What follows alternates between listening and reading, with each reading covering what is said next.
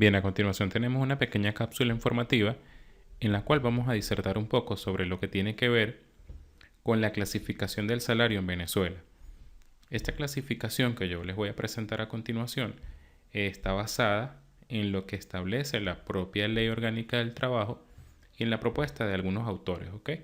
Es probable que podamos conseguir propuestas distintas con mayores grupos de clasificación, con más cantidades o con una distinta tipificación.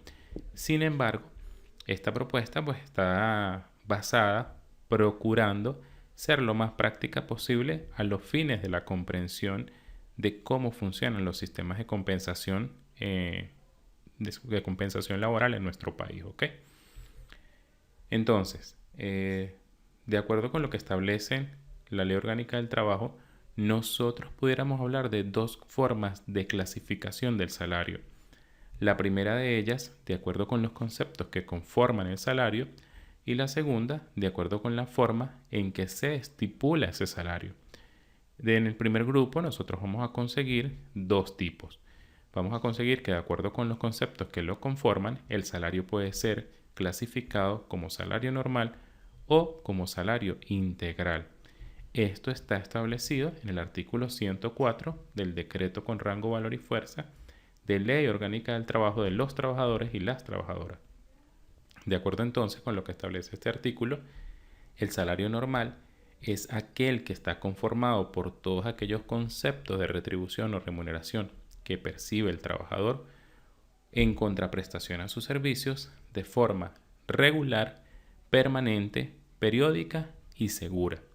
Esos son cuatro elementos fundamentales para distinguir los conceptos que conforman el salario normal. Todos aquellos conceptos, repito, que el trabajador perciba de forma permanente, regular, periódica y segura, deberán ser clasificados o calificados como parte del salario normal. Eso es lo que establece la ley con respecto a ello. En este sentido, nosotros pudiéramos encontrar dentro del salario normal, en principio, lo que todos conocemos como salario base. Y ese es quizás lo que manejan la mayoría de empresas, ¿ok?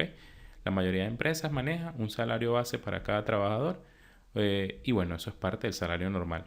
Ojo, hay muchos que se han acostumbrado a pensar que solo ese salario base forma parte del salario normal, cosa que no es así.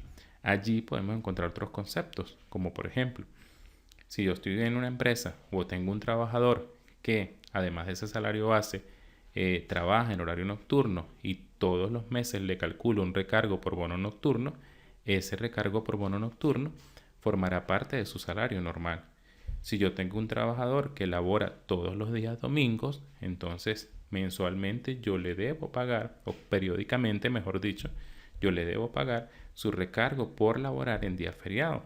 Ese recargo por laborar en día feriado que recibe regularmente y de forma permanente corresponde entonces a un concepto que se incluye dentro del salario normal. Es así como nosotros podemos encontrar dentro del salario normal no solo el salario base, sino los recargos por bono nocturno, los recargos por trabajar en día feriado, los recargos por horas extra, por horas extraordinarias en algunos casos, las comisiones sobre ventas en el caso de los vendedores, entre otros conceptos.